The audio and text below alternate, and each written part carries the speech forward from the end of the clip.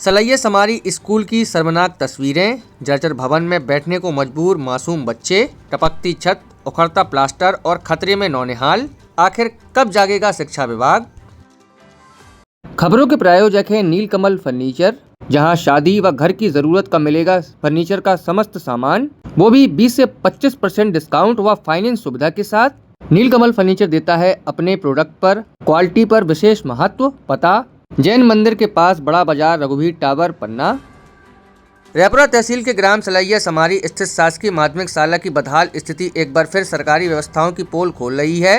विद्यालय की जर्जर छत से लगातार बारिश का पानी टपक रहा है। कई स्थानों पर छत का प्लास्टर उखड़ चुका है और लेंटर के सरिये तक खुलकर दिखाई दे रही हैं। इसके बावजूद मासूम बच्चे रोज इसी खतरनाक भवन में बैठकर पढ़ाई करने को मजबूर हैं। मौके पर देखा गया कि बारिश के दौरान बच्चे अपनी किताबें और कॉपियां भीगने से बचाने के लिए कक्षा के उन कोनों में बैठते हैं जहां पानी अपेक्षाकृत कम टपकता है। विद्यालय में बिजली का कनेक्शन भी नहीं है, जिससे पेयजल व्यवस्था प्रभावित है और उमस भरी गर्मी में बिना पंखे और बिजली के पढ़ाई कराई जा रही है। ग्रामीणों का आरोप है कि विद्यालय की जर्जर स्थिति की जानकारी कई बार संबंधित अधिकारियों को दे दी गई है, लेकिन अब तक न तो भवन की मरम्मत कराई गई और न ही बिजली सहित अन्य मूलभूत सुविधाएं उपलब्ध कराई गई। इससे बच्चों, शिक्षकों और अभिभावकों में लगातार भय का माहौल बना हुआ है। सबसे बड़ा सवाल यह है कि यदि पढ़ाई के दौरान छत का प्लास्टर या कोई हिस्सा गिर जाता है तो इसकी जिम्मेदारी कौन लेगा। क्या शिक्षा विभाग किसी बड़े हादसे का इंतजार कर रहा है।